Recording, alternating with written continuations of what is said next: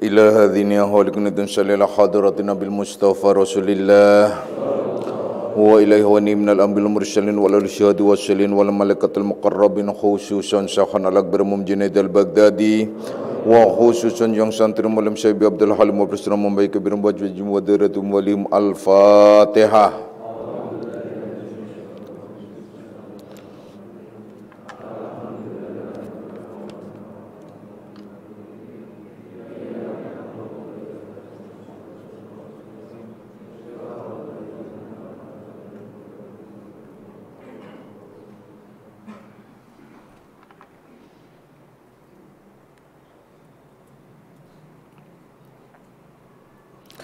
Mari kita baca suratul Fatihah sekali lagi, yang kita jadikan doa untuk kita, untuk saudara-saudara kita, untuk keluarga kita yang almarhum maupun almarhumah.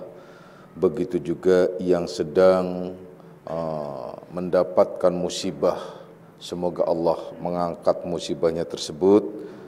Dan bagi yang sedang sakit, semoga Allah mengangkat sakitnya tersebut. Dan juga banyak lagi saudara-saudara kita di sana yang tentunya banyak ya, yang menderita atau lain sebagainya. Kita doakan dengan membaca Fatihah, kemudian di dalam Fatihah kita mengungkapkan sesuai dengan apa yang diungkapkan atau yang dikehendakinya. Itu yang paling baik ya. Mari kita baca ila hadina wal qur'an syarah al-Fatihah.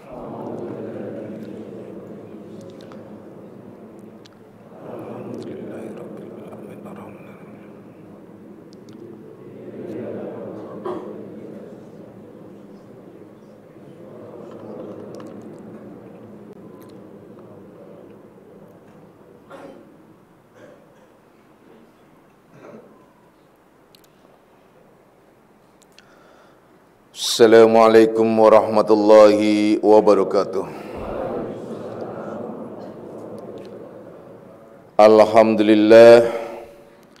Alhamdulillahilladzi karrama bani adama wastafa minhumul ulama wa ikhtarada minhumuz zuhada wal hukama wal kurama wa faddala minhumul arifina billahi wa sifat wal asma wa azakuhum lazzatal mahabbati wa tallahum haqiqatil asya'i minal ardi was sama wassalatu wassalamu ala sayyidina Muhammadin khatamil anbiya alladzi khuliqa min zatihi wa minhu jami'ul asya' wa ala alihi wa ashabis sadatil awliya wa ala tabi'in wa tabi'it tabi'ina lahum bi ihsanin ila yaumil jazaa.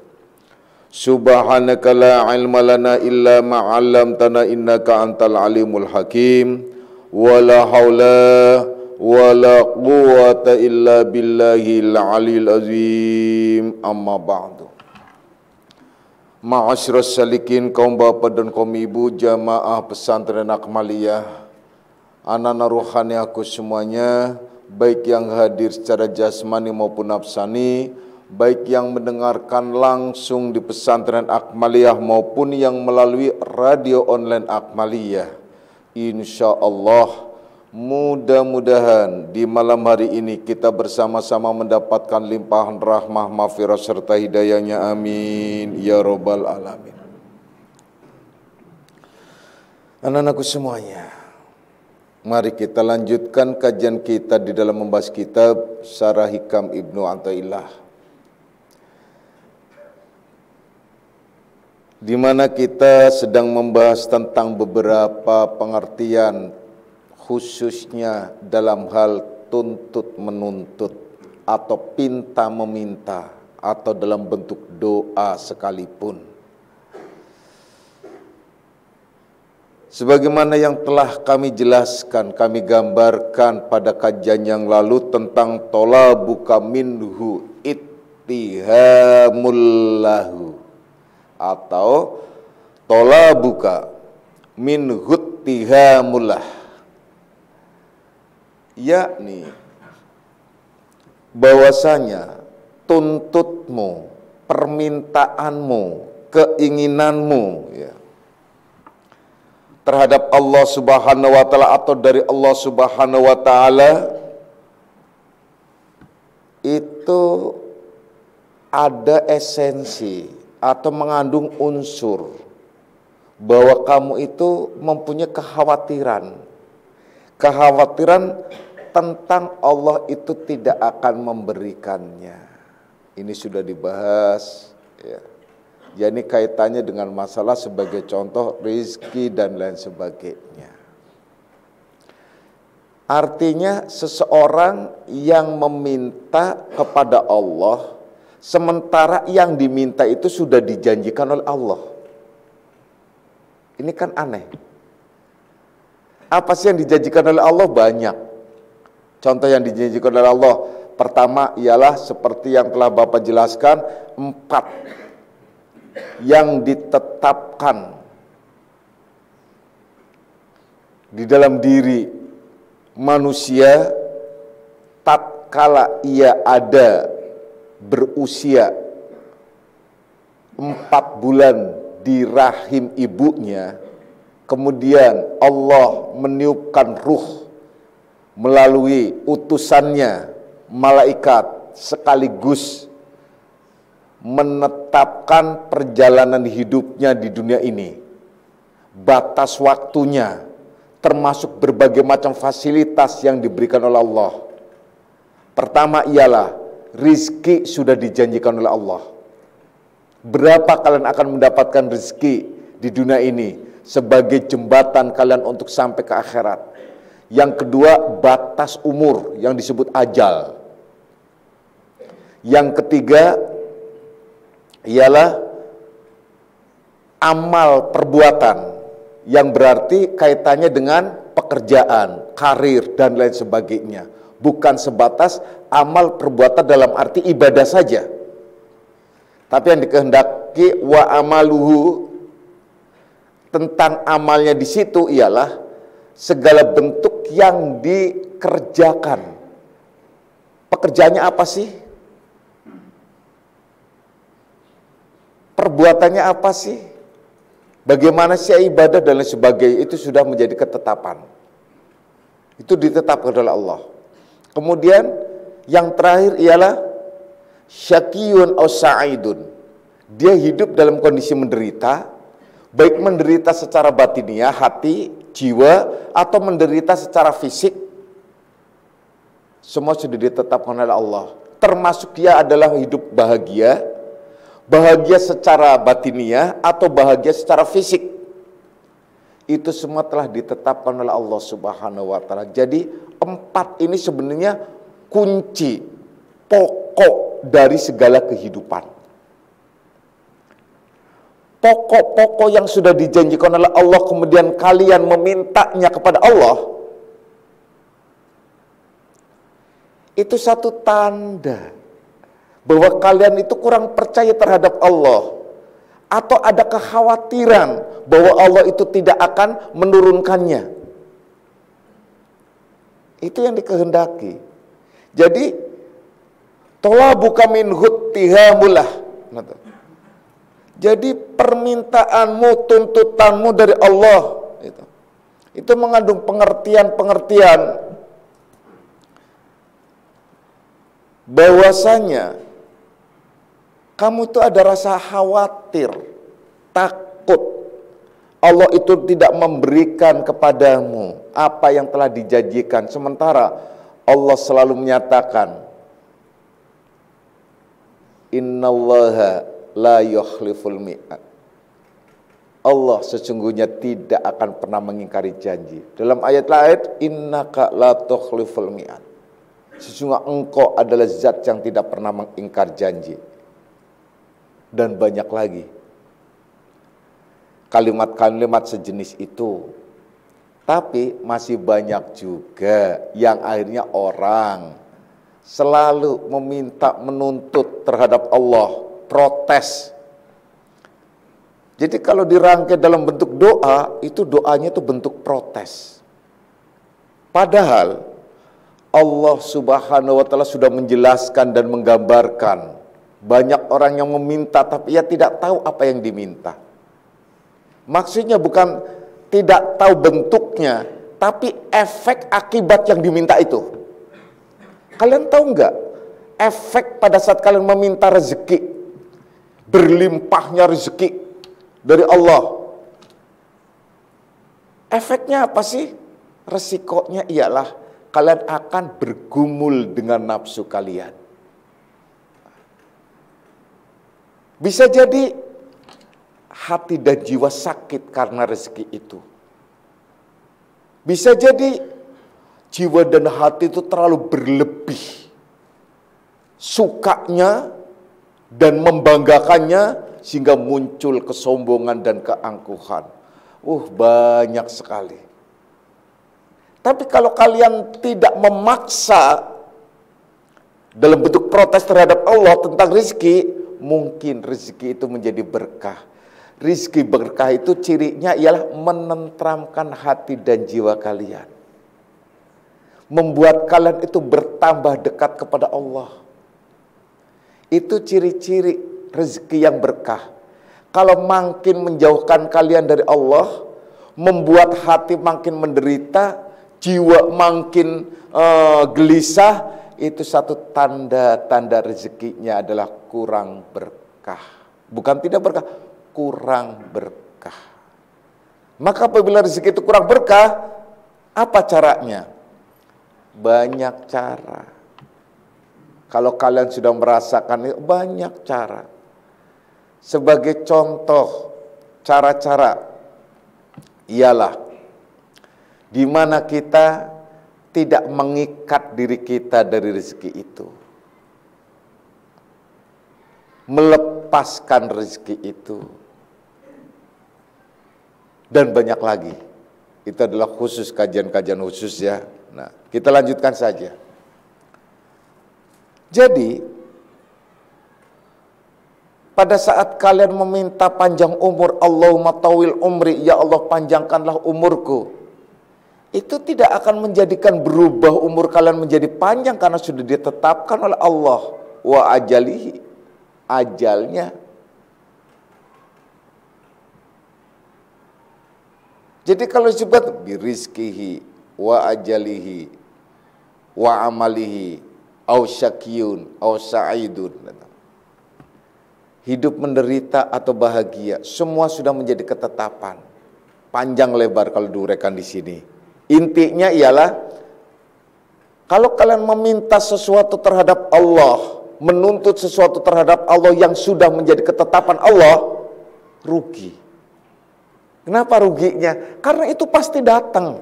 Sama seperti kalian, logikanya sederhana saja.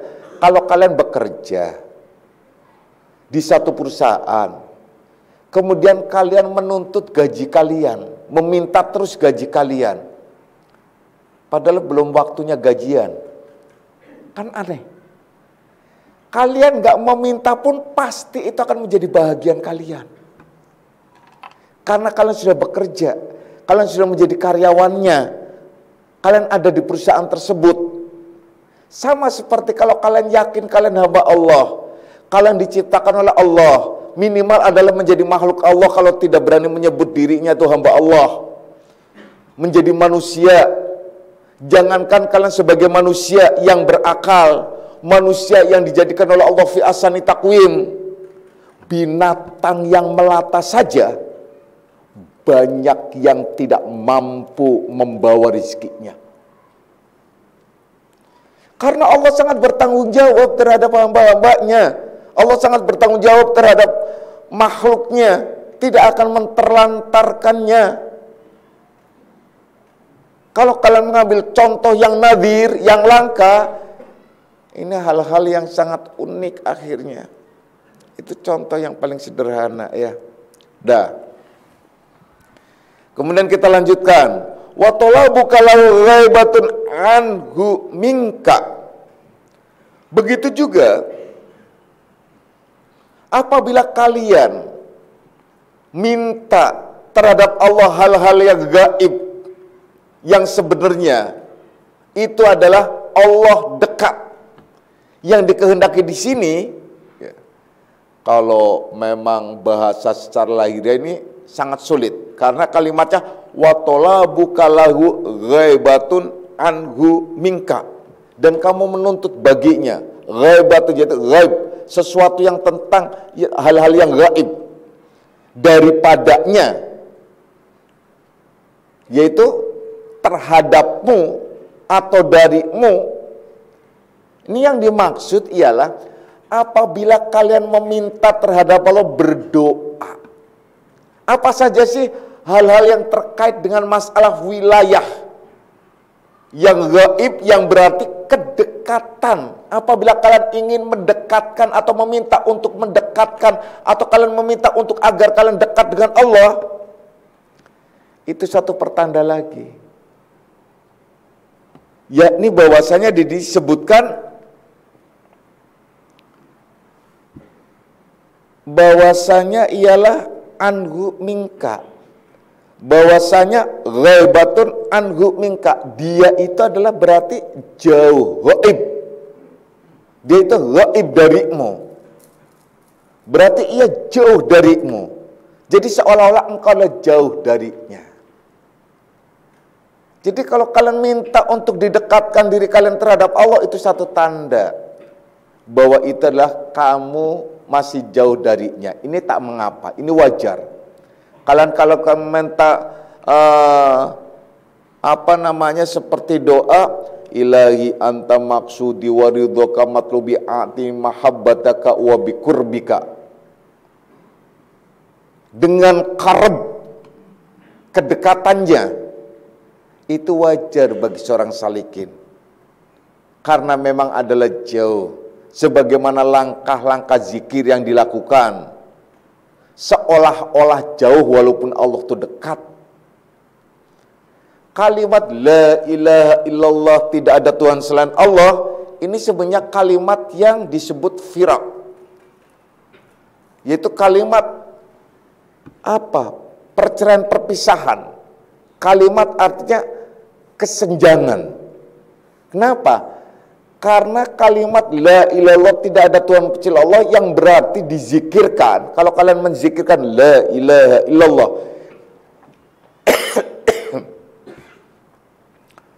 kalian menetapkan tidak ada Tuhan kecuali Allah, yang berarti masih ada dualisme.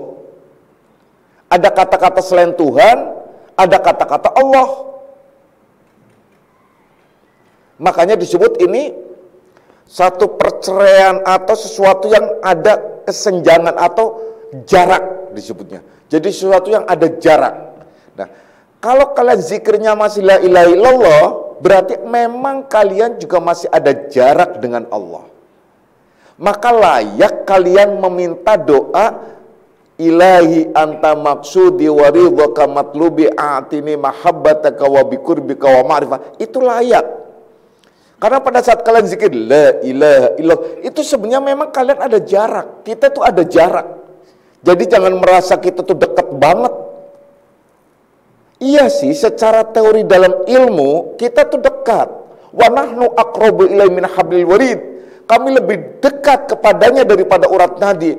Yang berarti kita faham Allah tuh lebih dekat kepada kita dari urat nadi. Kalau kedekatannya Allah, kita tidak bisa bayangkan. Tidak bisa bayangkan, karena kedekatannya Allah itu lebih dekat dari urat nadi. Urat nadi saja ini sudah menempel dalam diri kita. Dan kalau digambarkan, dikiaskan, urat nadi itu adalah kehidupan kita. Orang yang putus urat nadinya udah gak hidup. Orang yang nyambung urat nadinya hidup dia. Ini gambar kehidupan. Nah, urat nadi itu ialah gambaran kehidupan sekaligus ada pada diri kita dan menyatu dengan diri kita. Bagaimana Allah menyatakan kami lebih dekat kepadanya daripada urat nadi? Lebih dekat loh. Wa nahnu aqrabu ilaihi min hablil warid. Bahwasanya kami, Allah, aqrabu, bukan sebatas dekat, dekat lagi, lebih dekat lagi. Daripada apa? Urat nadi. Kalau urat nadi itu sudah sangat bukan dekat lagi, diriku, kemudian lebih dekat dari itu, Lalu di mana Allah? Siapa Allah? Jangan kamu tanya siapa Allah, jangan kamu tanya di mana Allah.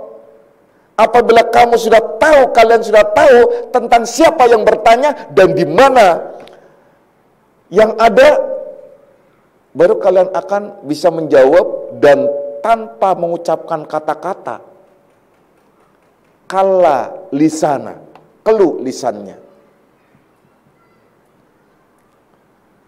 Jadi karena memang lebih dekat daripada urat nadi, sudah lebih dekat dan lebih dekat, itu dalam pengetahuan.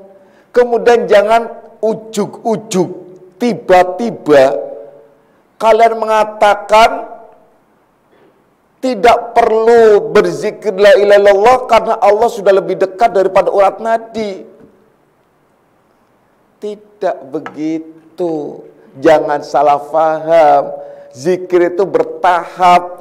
Awal tahapan ialah la ilaha illallah, la ilaha illallah. Nah, tahapan berikutnya, karena kalian sudah mulai cinta adanya, tidak perlu lagi menyebut la ilaha illallah. Bukan tidak perlu, artinya maksudnya sudah tidak sebatas. Awas ya. Tidak sebatas dengan la ilaha illallah, tapi dia jauh lebih lagi dengan kalimat isbat. Ialah Allah, Allah, Allah, Allah. Itu sudah mulai. Seperti contoh begini, kalau kalian cintanya itu adalah masih belum menyatu, baru dalam bentuk bayang, artinya masih berjarak, kalian masih membayangkan. Contoh seorang laki-laki mencintai wanita, aduh rasanya tidak ada yang lebih cantik kecuali adalah dia. Disebut namanya. Contoh, tidak ada yang lebih cantik kecuali tukiyemku.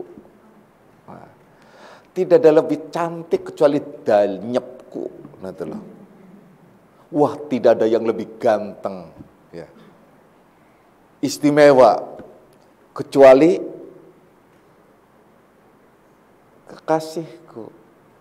Disebutkan namanya. Itu karena apa? Masih ada jarak. Masih jauh. Jadi dia masih meyakinkan diri. Coba deh.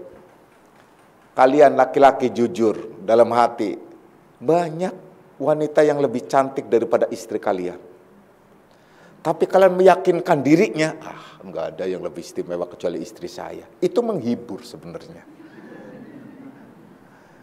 Itu menghibur itu, nih. Iya, coba deh, menghibur. Kenapa? Udah langsung sama seperti kalimat la ilaha illallah, tidak ada Tuhan kecuali. Terus padahal kalian sendiri belum tahu Allah itu apa dan bagaimana, enggak tahu. Coba kalau ditanya orang menyebut la ilaha illallah, tidak ada Tuhan kecuali Allah, ditanya apa itu Tuhan, apa itu Allah, bingung. La ilaha illallah, tidak ada Tuhan kecuali Allah. Berarti ada Tuhan selain Allah. Tahukah kalian Tuhan selain Allah? Dan tahukah kalian itu Allah? Barang siapa yang mengatakan tidak ada Tuhan kecuali Allah, tetapi tidak tahu Tuhan dan tidak tahu Allah, itu namanya dusta. Apabila bersahadat, syahadatnya dusta. Apabila dia bersaksi, saksinya dusta. Tidak ada yang bersaksi dusta kecuali adalah orang munafik. Kan begitu akhirnya. Berarti akidah kita munafik kalau kita tidak tahu kalimat la ilaha illallah. Kan akhirnya ke sana. Wah, lebih jauh lagi, lebih ngeri lagi akhirnya. Ya udah jelas, yang penting ya udah. Memang kita la ilaha illallah, la ilaha illallah. Tapi kalau sudah menyatu, sudah jadi istri, sudah jadi satu dalam kata cinta, yang berarti adalah sudah sayang, itu beda lagi. Pertama kalian adalah masih membandingkan. Udah membandingkan. Yang kedua kalian tumbuh rasa cinta. Yang ketiga ialah penyatuan. Penyatuan dalam gambarannya, ekspresinya itu dalam tanda kutip sayang. Nah, itu. Sayang dalam bahasa sastranya bentuknya cinta kasih. Jadi bukan sebatas cinta. Pada awal cinta, tapi dia sudah membentuk cinta kasih. Kalau sudah bentuknya cinta kasih, tidak akan menyebut apapun kecuali yang disebut nama satu. Seperti Allah, Allah, Allah. Dan sebutan itu tidak perlu diucapkan. Karena apa? Dia bisa jadi sebutannya di dalam hati. Allah, Allah. Sebutan Allah itu dilirihkan, cukup dirinya yang dengar. Itu kalau sudah bentuknya itu cinta. Apalagi cintanya ada di kedalaman. Di mana kedalaman lapisan yang keempat, kelima. Di kedalaman hati yang ada di lapisan keempat dan kelima. Wah, itu dahsyat banget. Kok ada lapisan keempat, kelima? Karena lapisan hati, kalau kalian tahu, itu ada 7 lapisannya. Kan disebut pertama sodron, kemudian kalban, kalab, kemudian fuad, kemudian saraf, kemudian luban. Nah, ini saraf dan luban. 4 dan 5. Kemudian sirri, kemudian ana. Ana di sini adalah aku. Aku siapa? Allahu Ahad. Kalau gitu dalam hati dong, Allah kedalamannya dalam hati. Iya, tapi jangan dimanakan secara harfiah, apalagi secara fisik. Benar kalau disebutkan akhirnya qalbu mu'min baitullah, hati orang mukmin rumah Allah. Nah, maka cinta itu sudah sebutannya kata yang satu. Yang diingat ialah namanya dalam wujud dirinya. Allah, Allah, Allah, Allah. Udah. Kemudian kenapa akhirnya ada zikir? Kemudian hu. Kalau kalian menerima nanti kelanjutannya hu. Maka zikir hu itu adalah harus diletakkan di nafas. Karena sudah menjadi penyatuan hidup. Kemudian dikombinasikan antara Allah dengan hu, maka zikir adalah tarik nafas. Tarik hu, keluar Allah. Ini kalau diucapkan. Kalau dipraktekkan tidak ada suara. Tarik tuh hu. Itu bukan tarikannya, tarik hu itu adalah kalian nyebutin hu. Allah, hu. Itu bukan zikir namanya. Bukan zikir tarik nafas. Tetap tarikannya, nafas itu masuk terisi oleh hu, keluar Allah, bukan kebalik. Allah, hu, masuk Allah, keluar hu, bukan begitu. Ya, dah banyak. Ya. Kemudian apa lagi?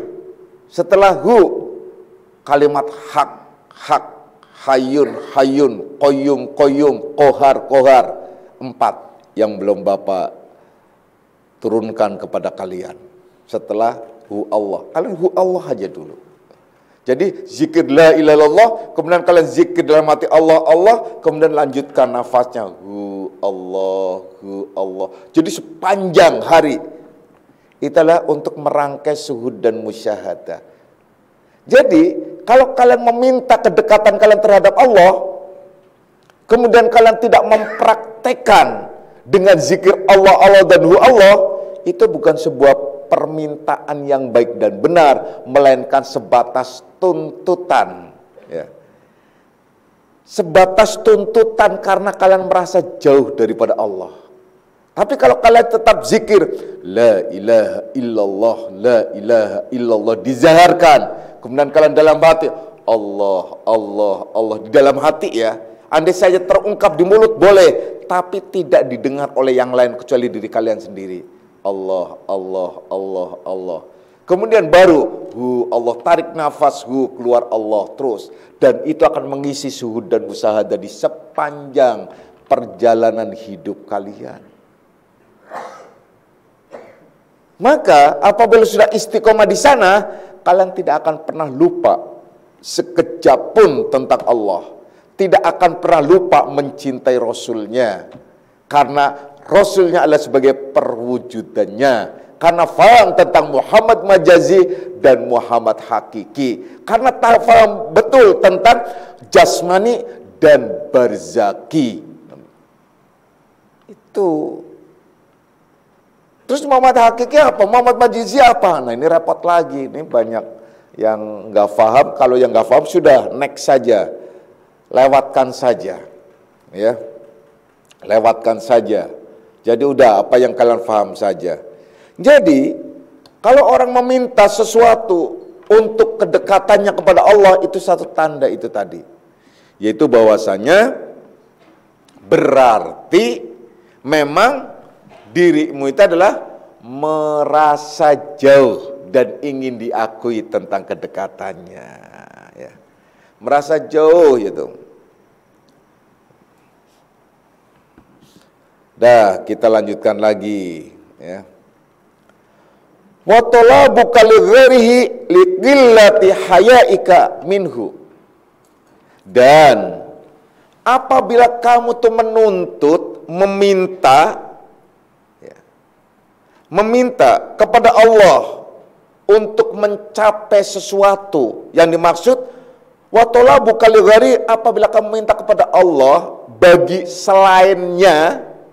Selain apa? Selain yang dua tadi contohnya, selain tentang rizki, selain tentang kedekatannya, atau selain tentang yang telah menjadi ketetapannya, meminta apa lagi? Selainnya itu, yaitu contoh dalam pengembangannya. Kalian minta tentang diperbanyak rezekinya, tentang jabatan, tentang karir, dan banyak lagi. Di dunia maupun di akhirat, tentang makom, derajat. Siapa di antara kalian tidak tergiur dengan Jannatul Firdaus, surga yang paling tinggi, yang paling istimewa, yang kalian akan bersama-sama dengan para aulia. Bagi orang-orang yang bukan aulia tapi anak-anak ruhaniyahnya, maka dia tidak menutup kemungkinan apabila diambil atau diajak atau dipanggil, layaknya orang tua mengumpulkan anak-anaknya di rumahnya, dia akan ada di Firdaus itu. Semoga kita semua ada di sana insyaallah, amin ya rabbal alamin. Siapa yang tidak tergiur untuk mendapatkan doa semacam itu? Siapa yang tidak tergiur untuk berdoa semacam itu? Di sini disebutkan likillati hayaika minhu. Memang ada sih sedikit rasa malu-malu untuk memintanya. Tapi tak mengapa, karena harus diimbangi. Meminta kedudukan, meminta rezeki tentang duniawiyah, kenapa tidak ukhrawiyah? Memang sih ada rasa malu. Artinya bahwa permintaanmu terkadang ada rasa malu. Malu di sini adalah malu-malu gitu loh. Bukan malu dalam arti ya malu-malu gitu. Kayak sedikit rasa macam apa dan bagaimana. Padahal Allah menebarkan, tidak usah dirimu tuh ada rasa malu untuk meminta sesuatu kepada Allah tentang apa yang telah dijanjikan oleh Allah di akhirat. Tapi tidak harus berambisi. Jadi apa saja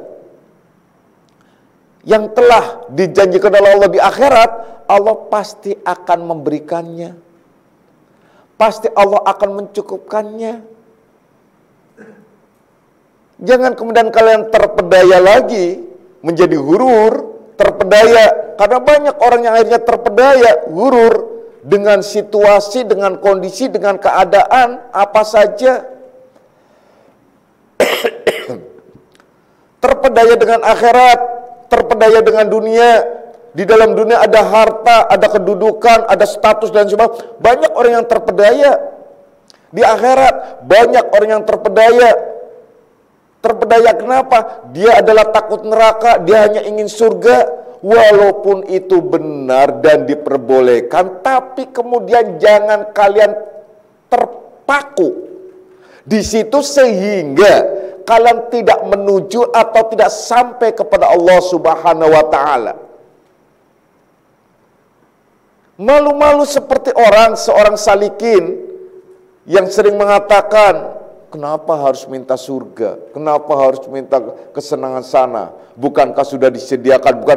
Tidak, bukan semacam itu. Yang dimaksud ialah, hendaklah kalian meminta yang harus kalian minta, tapi sesuai dengan kehendak Allah. Orang yang sesuai dengan kehendak Allah yang menyatakan bahwa doanya atas dasar perintah Allah, seolah-olah andai saja ia tidak menyuruh untuk berdoa, niscaya aku tidak berdoa. Andai saja ia tidak menyuruh aku untuk meminta, niscaya aku tidak meminta. Karena Engkau ya Allah, Tuhan yang maha mengetahui, Tuhan yang maha bijaksana, Tuhan yang maha pengasih.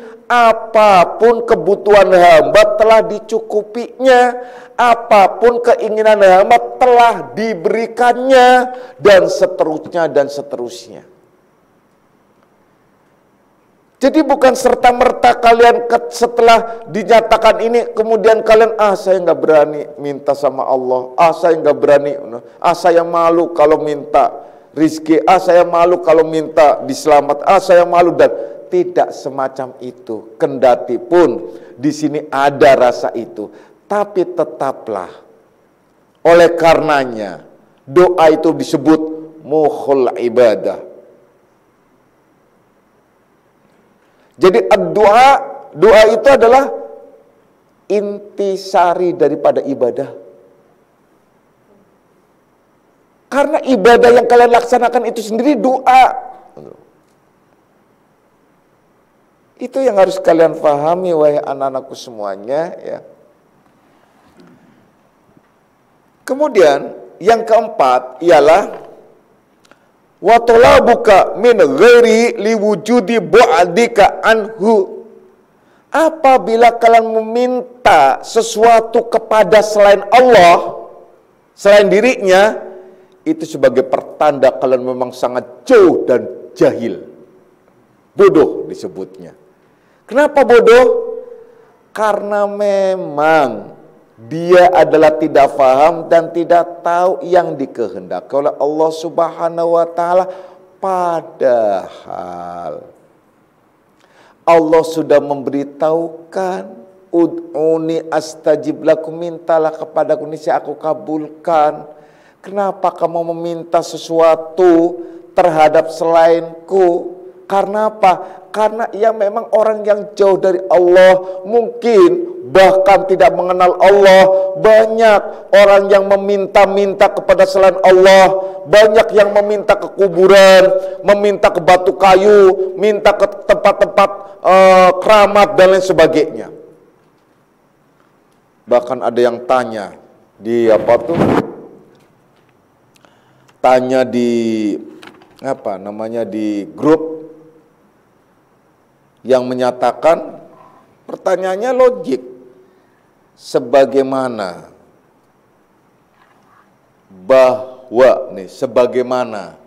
bahwa air zam-zam itu, ini air zam-zam supaya jelas ya, air zam-zam itu adalah mukjizat dari Nabi Ismail dan diminum oleh seluruh umat Islam sedunia. Sampai sekarang tidak habis-habis mukjizatnya. Jadi airnya itu tetap, artinya keluar terus, walaupun rasanya sudah beda. Air zam-zam di zaman di tahun di bawah 90-an itu berbeda dengan di tahun 90 ke atas, apalagi 2000 ke atas. Kalian meminum air zam-zam di tahun 2000 ke atas, itu kayak aqua enak, nggak kaget. Tapi kalau kalian minum air zam-zam di bawah tahun 90-an, apalagi tahun 80-an, itu kalian akan kaget. Bisa jadi nggak ketelan. Karena apa? rasanya itu adalah energinya sangat kuat. Paling tidak kalian akan merasakan apa? Kalau orang Jawa bilang tuh ampo. Ampo tuh apa tuh?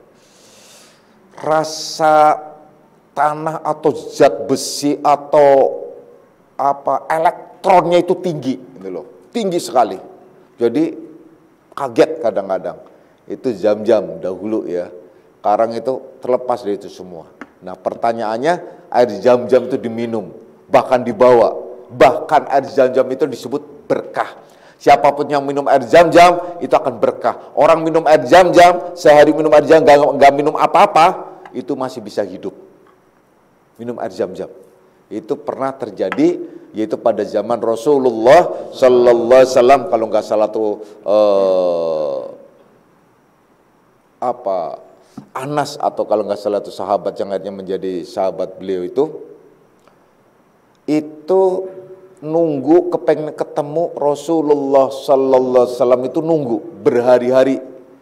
Dia akhirnya nunggu di masjid. Selama nunggu dia itu di masjid itu dia minum air Zam-Zam. Dia nggak makan apa-apa. Waktu ditanya oleh Rasulullah Sallallahu Alaihi Wasallam, kamu nunggu selama ini kamu makan apa? Saya tidak makan apapun kecuali hanya minum air Zam-Zam. Rasulullah menyatakan, nah itulah akhirnya beliau menyatakan memang air Zam-Zam itulah berkah, atau mengandung berkah. Nah, jadi kalau kalian minum air Zam-Zam berkah. Kalau minum air biasa disunahkan kalian duduk. Kalau minum air Zam-Zam di Makkahul Mukarramah sunnah berdiri. Nah, kan beda ya. Kenapa berdiri? Supaya kalian jangan jongkok, supaya jangan sambil kentut, maksudnya itu. Maksudnya berdiri begini, kalau berdiri karena disunahkan kalau minum air Zam-Zam, kalau kalian masuk ke Masjidil Haram, minum air Zam-Zam, berdoa, kemudian kalian sambil menghadap Ka'bah. Sambil berdoa. Itu akan ada manfaat energi dari Zam-Zam itu. Itu contohnya semacam. Jadi kalau yang belum atau yang mau umroh sana enggak begitu. Jadi ya, apalagi doa ya. Apalagi saya doain semuanya kalian umroh dengan saya, wah itu kadang-kadang bapak sendiri bingung. Kapan saya minumnya? Ini datang lagi metode, ambil air Zam-Zam gitu ya. Doain, doa. Setelah doa kalian minum, baca bismillah, menghadap. Itu benar-benar berkahnya itu adalah berlipat ganda, bahkan menjadi energi khusus di dalam diri. Nah itu dicontoh ya. Dah, kita lanjutkan cerita itu yang tanya di grup ya, kalau nggak salah, entah itu kemarin atau kapan itu.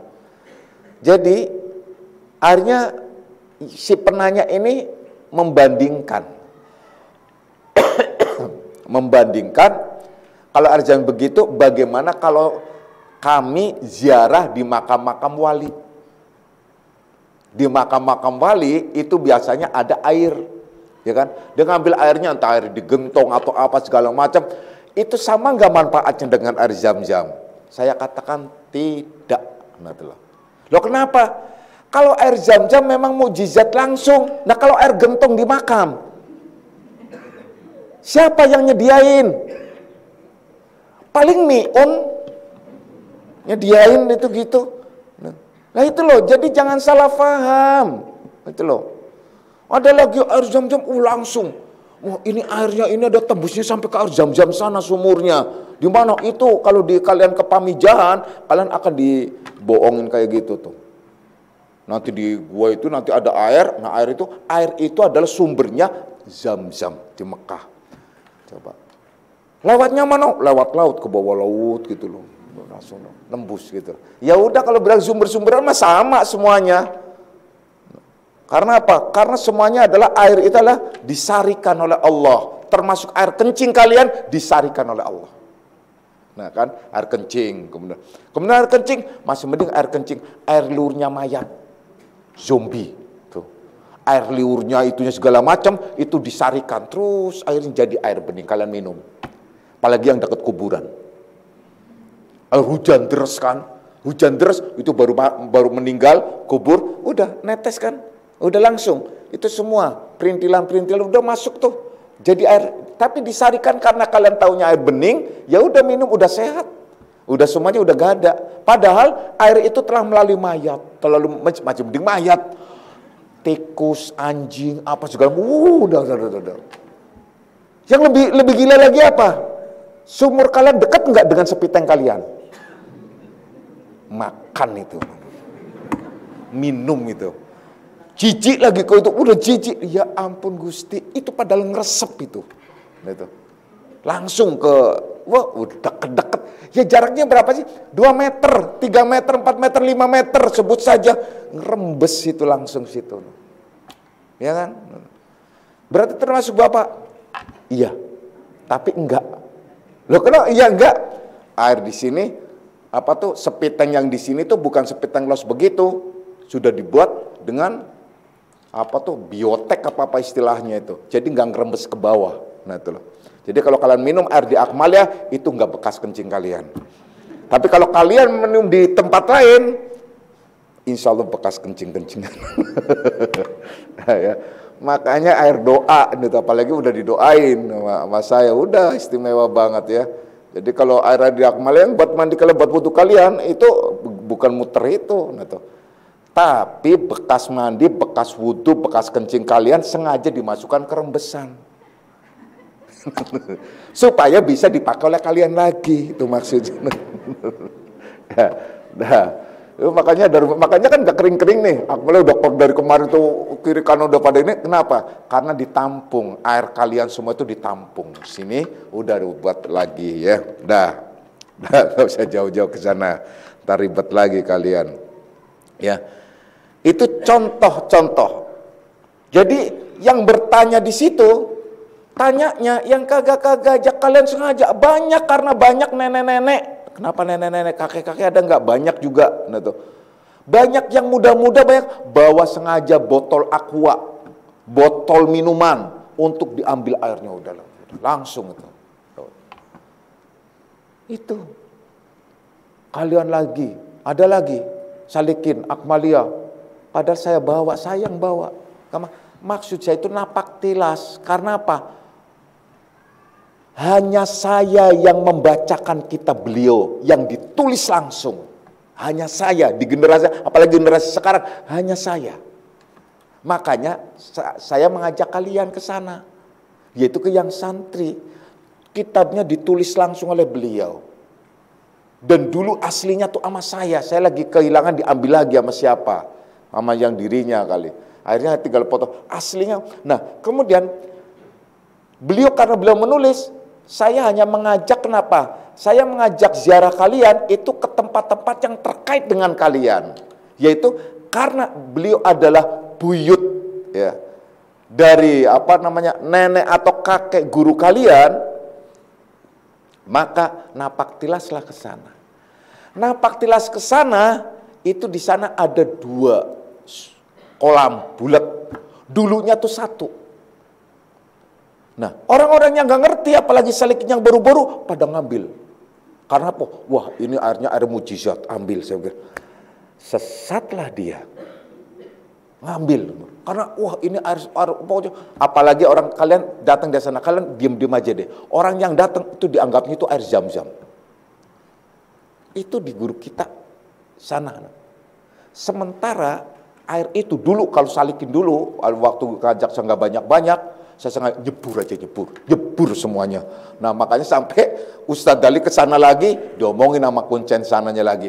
Tolong ya santri-santri Akmalia kalau kesini jangan nyebur karena banyak diambilin airnya itu bagus ya kira.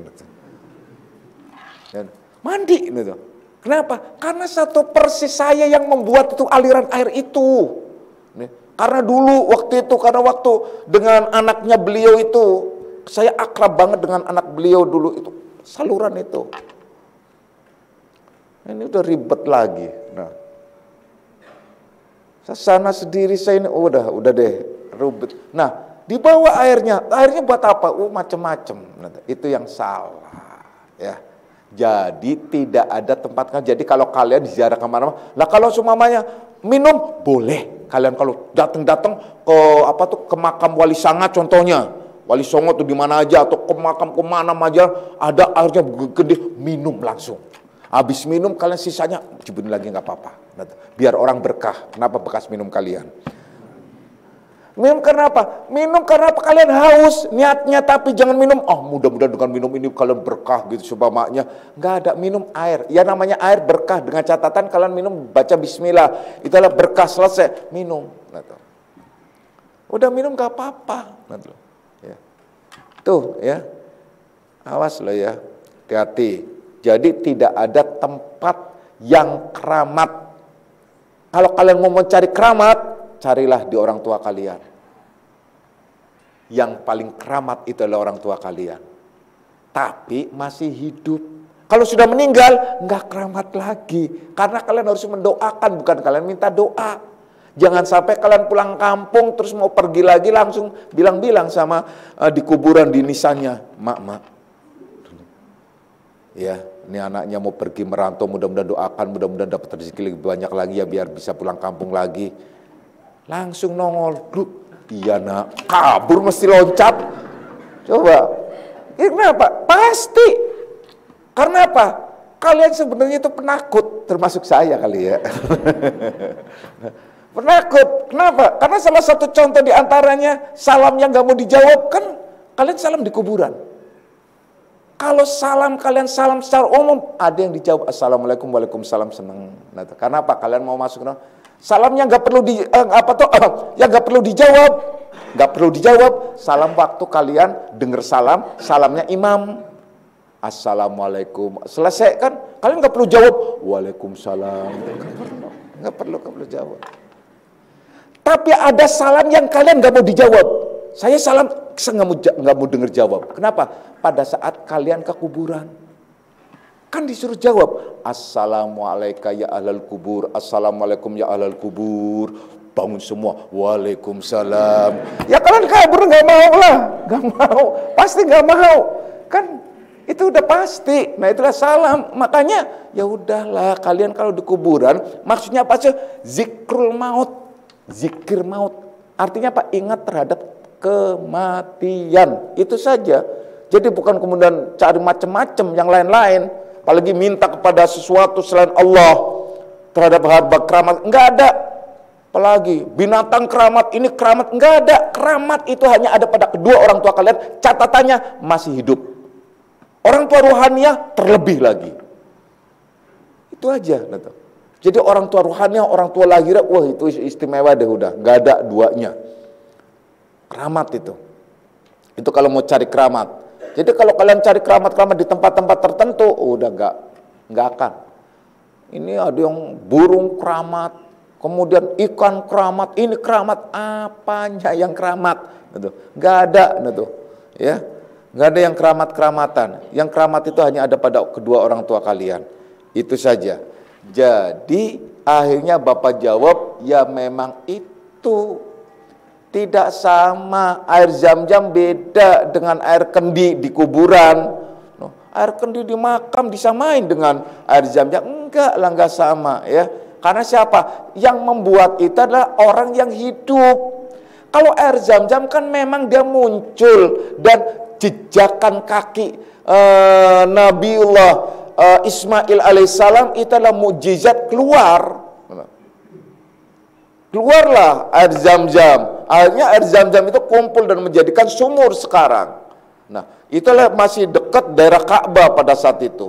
Nah, sedangkan air-air yang di kendi atau di gentong atau di sumur, di makam-makam yang dikeramatkan menurut mereka, itu semua buatan kuncen, buatan orang yang pengurus yang ada di situ. Tapi kan didoain, yang mudah-mudahan kalau didoain air di mana saja bisa. Tapi jangan menganggap air itu keramat. Kalau air artinya keramat, itu bahaya banget. Air mengandung berkah, bahaya banget. Semua air akan membawa berkah, karena air itulah kehidupan. Nah, oleh karenanya kalian jangan meminta kepada suatu selain Allah. Walaupun kalian masih jauh dari Allah sekalipun, jangan minta kepada sesuatu selain Allah. Mintalah kepada Allah. Maka ada orang yang meminta kepada Allah tapi jauh dari Allah. Maksudnya apa? Dia minta-minta terhadap Allah tapi dia tidak tahu Allah. Ada orang yang seolah-olah jauh dari Allah tapi sudah dekat dengan Allah. Gimana caranya mintanya? Karena ia tahu suhud dan musyahadah. Nah, Kalau kalian tahu tentang ridho Allah ada pada ridho orang tua, rahmatnya ada pada juga padanya, itu tentu saja itu istimewa banget. Kalau kalian minta kepada guru kalian, mursyid kalian, kemudian kalian syuhud dan musyahadah pandang, kalian meminta kepada siapa, itu akan mudah terkabulkan dan dikabulkan tentunya. Karena tahu kalian terhadap siapa kalian minta. Hanya kepada Allah Subhanahu wa Ta'ala, itu banyak sekali.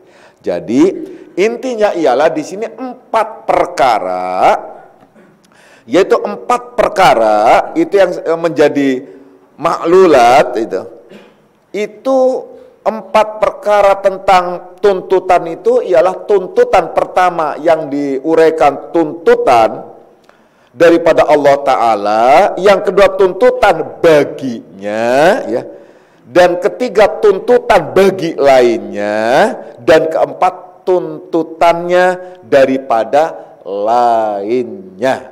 Jadi terhadap Allah, bagi Allah, daripada Allah, kemudian baginya, kemudian bagi lainnya, dan yang keempat ialah daripada lainnya yang telah diuraikan. Itu 4, yaitu 4 tolab, yaitu 4 tuntutan, 4 permintaan. Bapak ulangi, sebutkan. Pertama ialah tolabuka minhu ittihamulah. Yang kedua, wa tolabuka lahu ghaibatu minka anhu. Yang ketiga, wa tolabuka li ghairihi likillati hayatika minhu. Yang keempat, wa tolabuka min ghairihi liwujudi bu'dika anhu. Nah, itu permintaan-permintaannya, tuntutannya. Semoga kita semua golongan orang-orang yang mendapatkan anugerah dari Allah Subhanahu wa Ta'ala, dan insya Allah kita selalu ada di dalam bimbingannya. Amin ya robbal alamin. A'udzubillahi Bismillahirrahmanirrahim. Raditu billahi rabban alamin dinan wa bi Muhammadin nabiyya. Raditu billahi rabban alamin dinan Muhammadin nabiyya. Asyhadu an la ilaha illallah wa asyhadu anna Muhammadar Rasulullah. Hadanallahu ikum ajma'in wal afu minkum. Wassalamualaikum warahmatullahi wabarakatuh.